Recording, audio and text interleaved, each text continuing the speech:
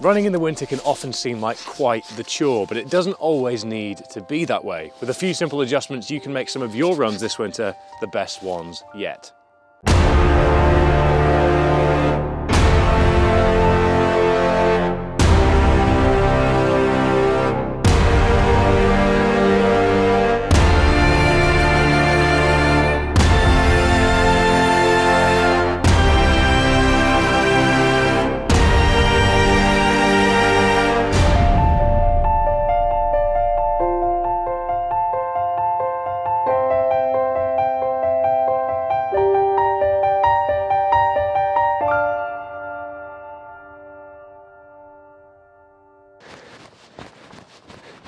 So I firmly believe that the winter is a fantastic opportunity to build some resilience. That's what this entire series is about.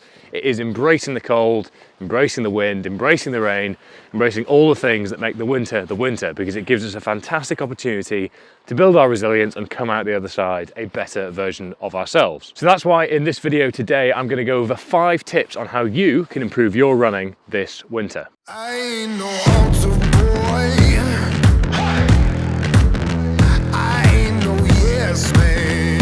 And point number 1 is, as the Royal Marines would say, be bold and start cold, because the last thing you want is to set off all warm, all toasty, get moving, and then feel like you're a Pop-Tart in the toaster, because once you cool down, once you stop moving, you're going to be soaked through and you're going to get cold very, very fast. So take the plunge, be bold, start cold, and you'll be much better off. So in practical terms, I'm not going to tell you what to wear because your climate might be a bit different to mine, but the key thing to bear in mind is that you should dress as if it was a bit warmer than it actually is, as that way, once you get moving, your body's going to keep you warm and you're going to get your layering right, which means that you are getting ahead of the winter. So point number 2 is all about the importance of varying your training sessions, getting a bit more bang for your buck as well. Winter is a fantastic opportunity to replace the track with the trails, get out to do some hill work, replace your interval sessions with something a little bit different, a little bit more demanding, where you're still getting a really good training stimulus. So for me, when I've been training for things like the Keltman, the Double Brutal, I like to do a lot of work in the hills.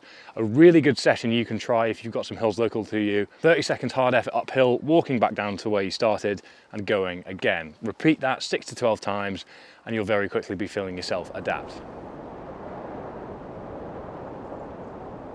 So point number 3, if you are going to be doing interval sessions, is to make sure you are suitably warmed up. And whilst I appreciate not many of you will have the opportunity to warm up against a castle on an extinct volcano, this is the most effective way for me to do this today. So going back to point number 1, it is important to make sure that you are suitably warmed up in both a physiological and an actual temperature sense, because that way you're less likely to get injured and you'll be more comfortable getting out into the cold for your training session. Simple as that.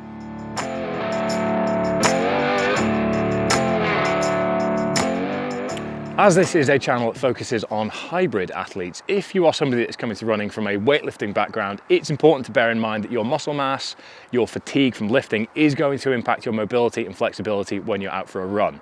So it's very, very important to make sure you're suitably warmed up so that when you're really bringing that knee up, when you're striding forwards, doing your interval sessions on a hill like this one, you're suitably warmed up to do so.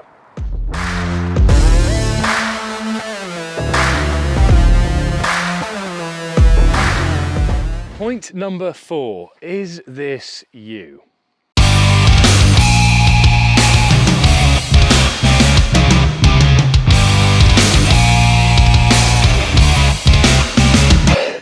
Fucking hell. Oh no. Oh no. I didn't even get a PB. Oh. Oh.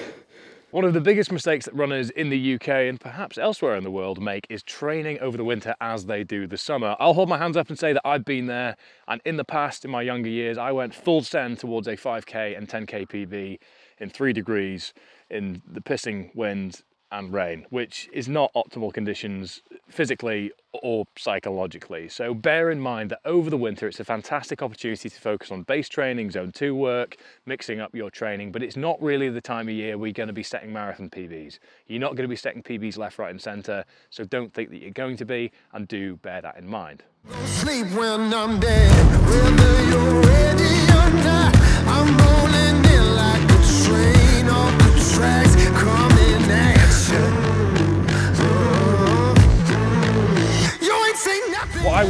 is using the winter as an opportunity to set some indoor PBs. So if you are traditionally just a runner, then it might be a great opportunity to get into the gym and set yourself some targets in there, whether that's a bodyweight squat, whether it's a bodyweight deadlift, whatever it is, even if it's completely new to you, getting in and developing your skills indoors as an athlete is a great way to set yourself up for some summer PBs when the weather's nicer, the wind is less in your face, the clothing is less dominant and heavy, and if you're anything like me, the asthma attacks are less frequent.